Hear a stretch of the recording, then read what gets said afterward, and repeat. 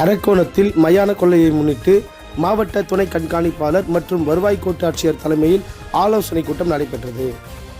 ராணிப்பேட்டை மாவட்டம் அரக்கோணத்தில் மாசி மாதம் மயான கொள்ளை ஆண்டுதோறும் மிகவும் கோலாகலமாக நடைபெற்றுவது வழக்கம். அந்த வகையில் இந்த ஆண்டு நடைபெறவுள்ள மயான கொள்ளை விழா முன்னெச்சரிக்கை நடவடிக்கையாக விழா குழுவினர்கள், அனைத்து துறை அதிகாரிகள், அனைத்து வியாபாரிகள், அனைத்து கட்சி பிரமுகர்கள், பேண்டு வாசிப்பவர்கள், பேனர் கடை உரிமையாளர்கள், ஊராட்சி மன்ற தலைவர்கள், கவுன்சிலர்கள், அரக்கோணம் மற்றும் அதன் சுற்றுவட்டார பகுதிகளில் உள்ள கிராமத்தின் முக்கிய பிரதிநிதிகள் இவர்கள் முன்னிலையில் மயான கொள்ளை விழா குறித்த முன்னெச்சரிக்கை நடவடிக்கைகள், பாதுகாப்பு வசதிகள், மருத்துவ உதவி, பல்வேறு வகையான ஆலோசனைகள் வழங்கப்பட்டது. மேலும் இதில் அரக்கோணம் தாசில்தார் ஸ்ரீதேவி, நெமிலி தாசில்தார் ராஜலட்சுமி, வருவாய் கோட்டாட்சியர் நேர்முக உதவியாளர் விஜயகுமார், அரக்கோணம் நகர காவல் ஆய்வாளர் தங்ககுருநாதன், அரக்கோணம் அரசு பொது மருத்துவமனையின் மருத்துவ அலுவலர் நரேந்தர், தீயணைப்புத்துறை அதிகாரிகள் என பலர் கலந்து கொண்டனர். இதில் காவல்துறை சார்பாக உரையாற்றிய காவல்துறை துணை கண்காணிப்பாளர் ஜாஃபர் சித்திக் கூறுகையில், SR கேட் பகுதியிலிருந்து விழா முடியும் மயானம் வரை 3 கண்காணிப்பு கோபுரங்கள் அமைக்கப்படும்.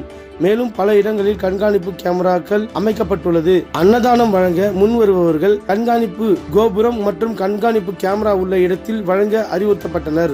மேலும் தேவாலயம் மற்றும் மசூதி உள்ள பகுதிகளில் பேண்டு வாசிப்பவர்கள் அவர்களுக்கு இடையூறு இல்லாமல் நடந்து கொள்ள வேண்டுமாறும் மற்றும் சிறிய ரக ட்ரம்பட் வாசிக்கும் இளைஞர்கள் மீது கடுமையாக நடவடிக்கை எடுக்கப்படும் எனவும், அவ்வகை இசைக்கருவிகள் வியாபாரிகள் விற்க தடை செய்யப்பட்டுள்ளது எனவும் தெரிவித்தார். மேலும் கடந்த ஆண்டு போல் எந்தவித குற்ற நிகழ்வுகளும் நடைபெறாத வண்ணம் பார்த்துக் கொள்ளுமாறு பொதுமக்கள் மற்றும் விழா குழுவினரிடம் வேண்டுகோள் வைத்தனர்.